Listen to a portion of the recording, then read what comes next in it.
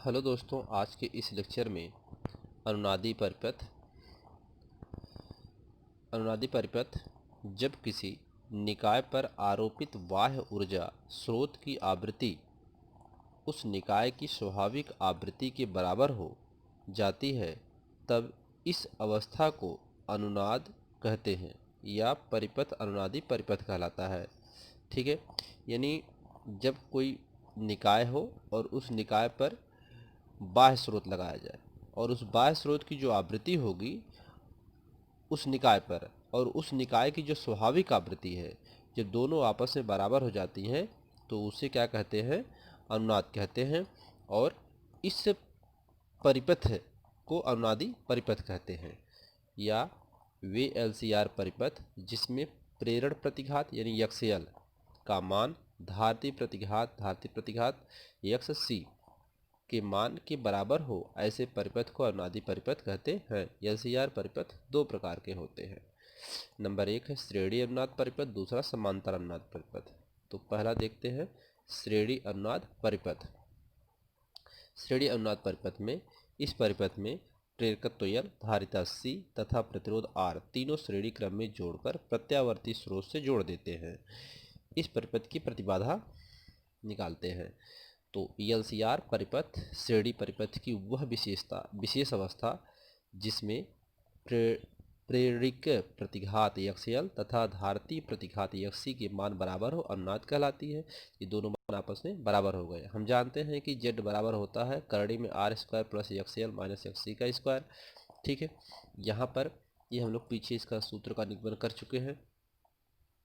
यहाँ पे आप देखेंगे, इसमें अगर ये दोनों मान जब आपस में बराबर हो जाएंगे, अर्थात Z बराबर दिया है करड़ी में R² plus XL minus XC का स्क्वायर दिया है। यदि XL अनुनाद की स्थिति में देखेंगे तो अनुनाद की स्थिति में XL और XC क्या होते हैं? बराबर होते हैं दोनों। जब ये दोनों बराबर हो जाएंगे अर्थात XL बराबर XC, जब दोनों बराबर कट करके 0 अर्थात XL माइनस XC या XC माइनस XC लिख सकते हैं, इसकी जगह वैल्यू पुट करके, तो ये जाएगा बराबर 0 हो जाएगा कट करके। ठीक है, या आप ऐसे भी लिख सकते हैं XL माइनस XL भी लिख सकते हैं वैल्यू पुट करके, तो 0 कट करके सब 0 हो जाएगा। तो यहाँ Z बराबर आ जाएगा करड़ी में R का स्क्वायर।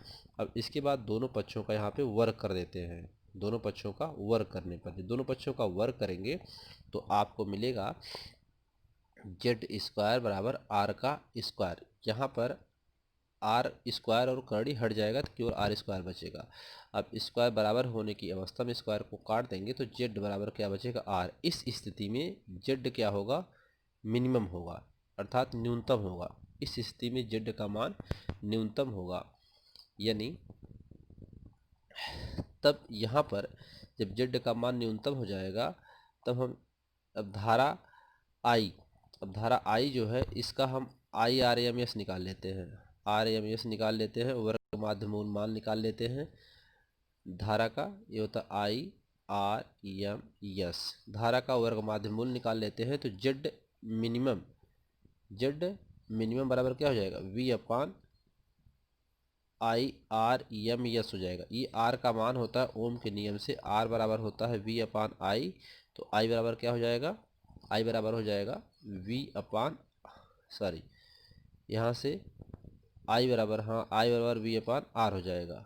ठीक है, तो यहाँ पर हम लोग R की जगह वैल्यू पुट कर देते हैं V अपान I, तो Z minimum V upon I, ये इसी सूत्र से आता है, तो V अपान IRMS हो जाएगा वर्ग माध्य मूल मान धारा का। यहाँ से IRMS निकाल सकते हैं, IRMS बराबर Z को यहाँ लाएंगे V अपान Z मिनिमम, Z क्या हो जाएगा? मिनिमम। अब इस कंडीशंस में I अधिकतम होती है अर्थात I0 बराबर I मैक्सिमम यानी अधिकतम बराबर V अपान Z मिनिमम। यानी यहाँ कहने का मतलब आप देख सकते हैं कि जब Z मिनिमम आप यहाँ से कह सकते हैं कि जब Z का मान न्यूनतम होगा, इस स्थिति में परिपथ में बहने वाली धारा V अपान Z, परिपथ में बहने वाली धारा V अपान Z का मान अधिकतम होगा। ठीक है। यह एलसीआर परिपथ में वैद्युत अनुनाद की स्थिति है। यह कैसी स्थिति है? एलसीआर परिपथ में, जब परिपथ एलसीआर में होगा तो वह वैद्युत जो है अनुनाद की स्थिति में होगा। अब जिस आवृत्ति पर परिपथ में धारा अधिकतम मिलती है उसे अनुनादी आवृत्ति कहते हैं। ठीक है, तो ये चीज़ हुआ यहाँ पे। तो वो चीज़ आपको यहाँ पे लिख के बताया गया है, आप यहाँ पे देख सकते हैं। आपको ये चीज़ यहाँ पे एक क्रम से लिख करके समझाया गया है। ठीक, अनुनाद की स्थिति में प्रतिबाधा का मान न्यूनतम होती है, तो इस कारण अनुनाद परिपथ में प्रवाहित धारा का मान अधिकतम होता है। ठीक है, अब यहाँ पर आप देखेंगे कि श्रेणीबद्ध एलसीआर परिपथ के लिए निश्चित प्रत्यावर्ती विभवांतर की वह आवृत्ति जिसके लिए परिपथ में प्रवाहित धारा अधिकतम होती है, ठीक है, उस परिपथ की अनुनाद आवृत्ति कहलाती है। एक बार और इसको सुनिए कि श्रेणीबद्ध एलसीआर परिपथ के लिए निश्चित प्रत्यावर्ती विभवांतर की वह आवृत्ति जिसके लिए परिपथ में प्रवाहित धारा अधिकतम होती है उस परिपथ की अनुनादी आवृत्ति कहलाती है। ठीक है, इसे एफ आर या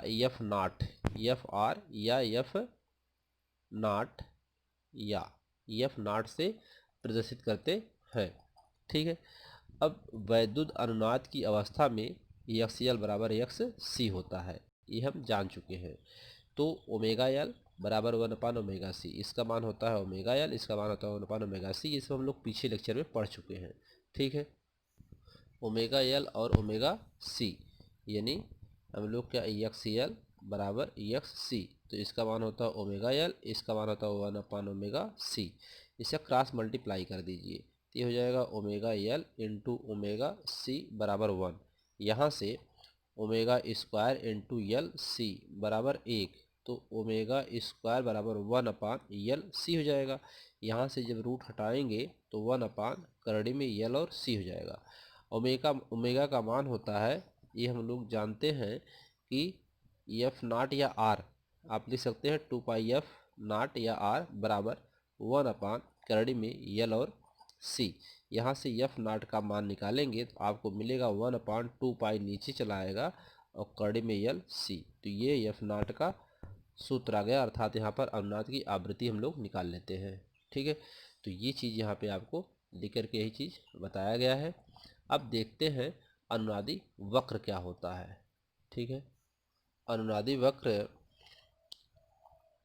जैसा कि हम पहले पढ़ चुके हैं कि एक्स एल बराबर क्या होता है, एक्स सी होता है। तो परिपथ में बहने वाली धारा आई का मान अधिकतम होता है, यानी जब एक्स एल और एक्स सी बराबर होंगे तो उस परिपथ में बहने वाली धारा का मान अधिकतम होगा।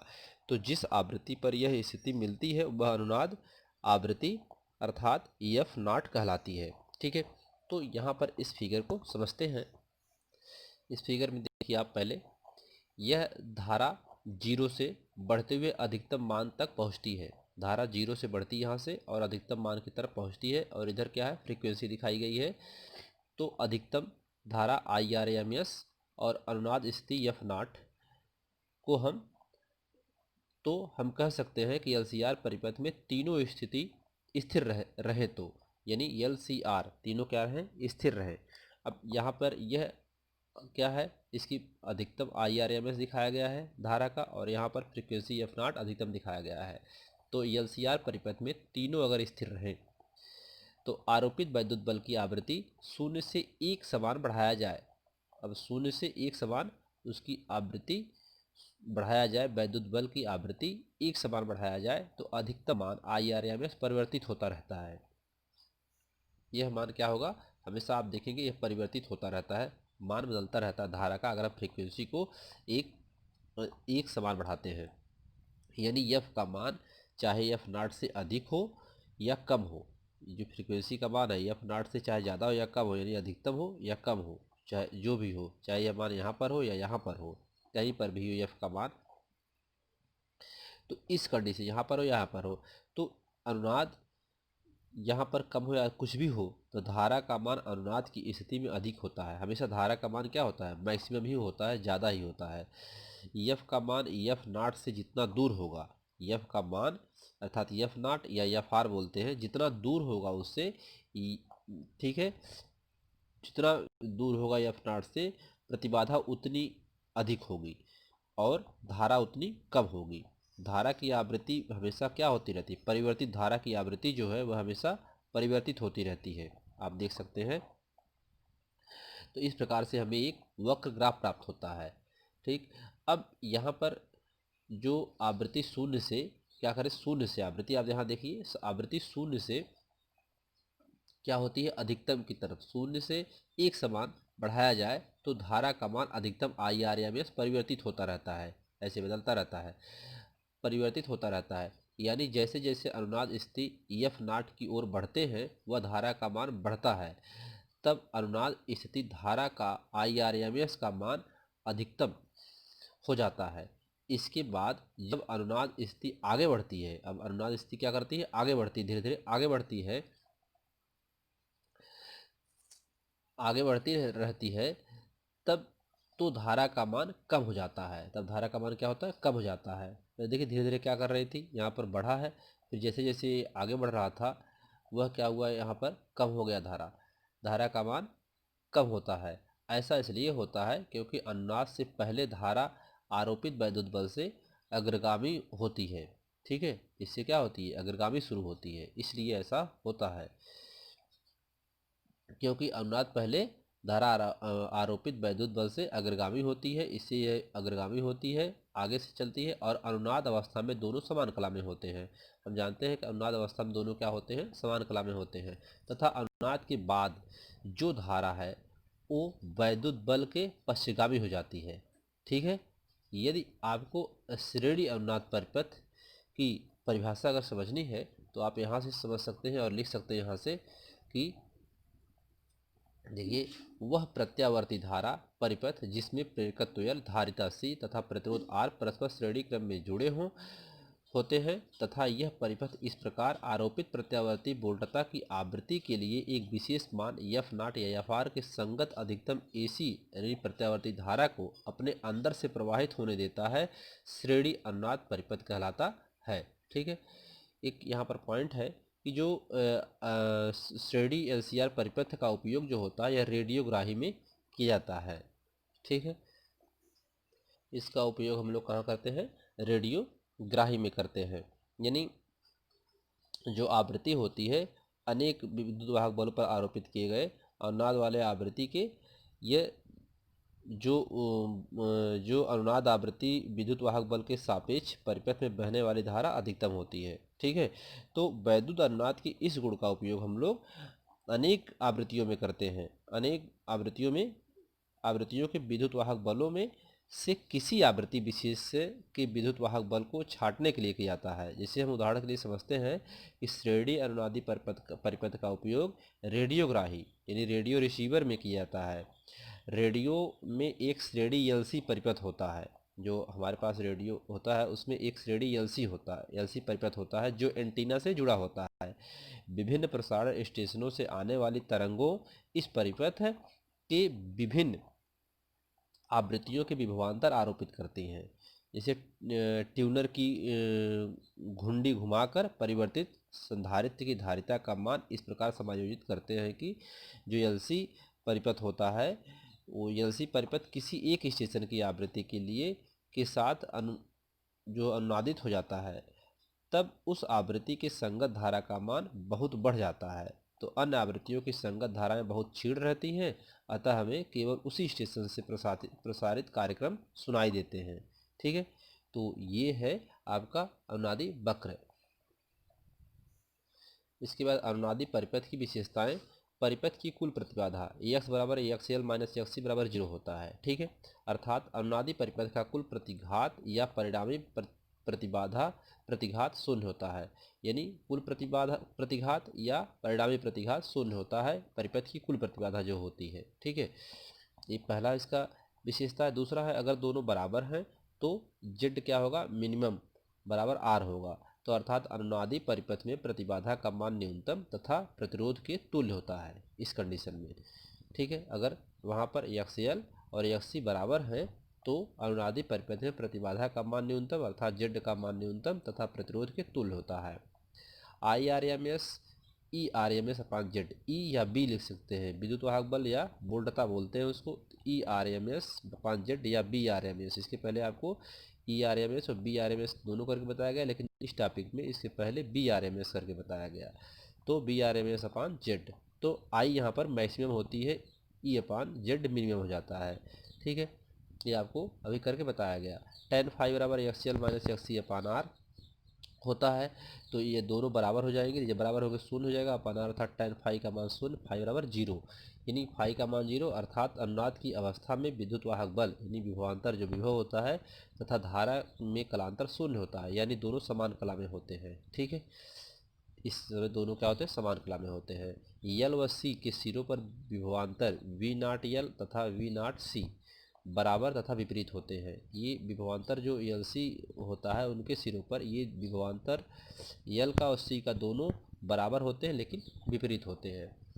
ठीक है, तो यह लेक्चर यहाँ पर एंड होता है। इसके बाद आपको समांतर अनुनादी परिपथ बताया जाएगा। धन्यवाद।